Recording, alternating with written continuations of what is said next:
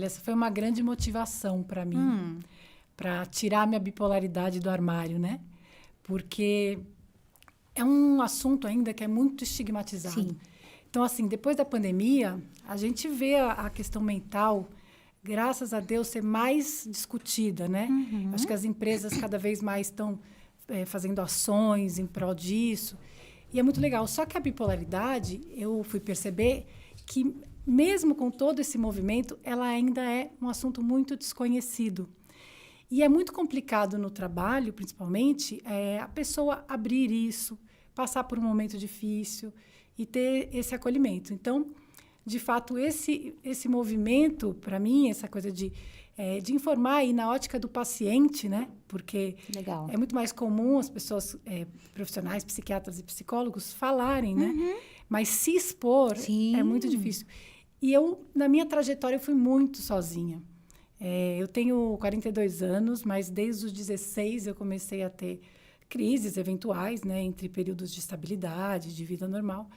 E eu nunca encontrei alguém que me falasse um pouco como paciente, sua experiência, e que me acolhesse, né? Que eu falasse, olha, não sou só eu não sou louca. Então, é por isso, e é muito legal vocês darem esse espaço para a gente falar mais, né? Nossa, o prazer é muito nosso, porque é isso que a gente falou agora no começo.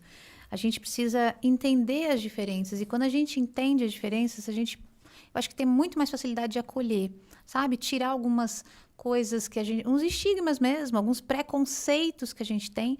Então, você está falando, essa é a minha visão de paciente. E a gente te agradece muito por vir compartilhar com a gente essa visão. Você me contou que começou com 16 anos. Isso. Como é que foi essa crise? Como é que você percebeu? Foi você? Foi alguém da sua família? Olha, só vou voltar um pouquinho para dizer Fica o que à é a vontade. bipolaridade, Tá né? bom. A bipolaridade é uma pessoa que passa por 2 estados de humor Tá. opostos. Um é a depressão, que a gente conhece um pouquinho, que esse é humor para baixo, essa dificuldade, né, de fazer as coisas. E a gente tem a mania, que é esse polo, que é mais de euforia, né? Então, a pessoa é muito empolgada, muito autoconfiante, cheia de ideias, mas que também tem alguns prejuízos, que depois eu vou falar melhor, que é a irritabilidade, a agressividade.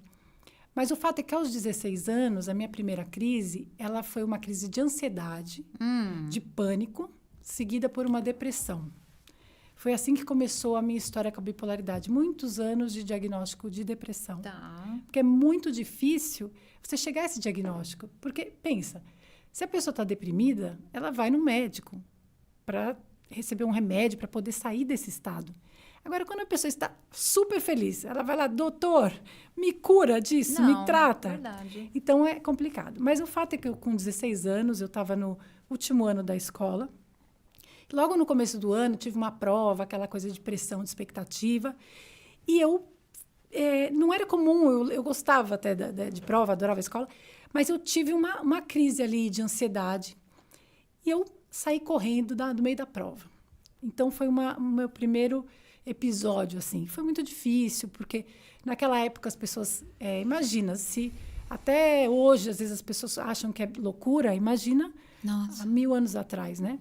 E aí se seguiram outros episódios de pânico na escola e depois virou uma depressão. Mas, felizmente, naquele momento, depois daquele momento, a minha família identificou e eu também. Porque, assim, depois eu vim a descobrir, com psicoterapia, que tinha um fundo relacionado à profissão, à carreira. Olha que interessante. Porque o último ano a gente define, né? O que a gente vai prestar de vestibular e tal. E eu tinha um conflito, porque eu sempre fui uma pessoa voltada para as artes, então gostava de artes plásticas, ainda gosto, a escrita, a arquitetura, e também tinha uma coisa, amava matemática. Olha que diferente. E a minha família tinha uma tradição de executivos. Então, querendo ou não, Tinha uma havia pressão. uma expectativa. Exatamente. Então, eu acho que esse conflito ele me paralisou e me levou, talvez, a isso, seja uma das causas. Mas aí, depois disso, com a terapia, eu acabei fazendo uma coisa muito legal, que eu recomendo, inclusive, que é uma orientação vocacional. Legal. Então, com esse trabalho, eu acabei chegando numa carreira que eu acho que foi muito feliz, porque ela conciliou essa parte empresarial e essa parte artística, que é a publicidade. Verdade, perfeito. Então, o que você começou com esse processo de depressão, você está me contando, e as crises de pânico. Isso, de ansiedade, que leva ao pânico. Isso, mas até aí não tinha sido diagnosticada. Não, e mesmo nessa época, não houve um diagnóstico fechado. Porque pela gravidade do que aconteceu comigo, daquela depressão, era para eu ter sido encaminhada por um psiquiatra. Mas naquela época, até a psicoterapia era mal vista. Sim, é verdade. Era assim, por que a sua filha faz terapia? É. Psiquiatra era camisa de força. Então, estava fora de questão. As famílias evitavam, né? Evitavam, exatamente. Com essa ideia de estigma, né? Não, eu não quero que a minha filha seja louca, enfim. Meus pais me ajudaram muito, me encaminharam para tratamento, mas a psiquiatra, eu acho que faltou isso. Seria muito bom ter sido tratada desde aquele momento.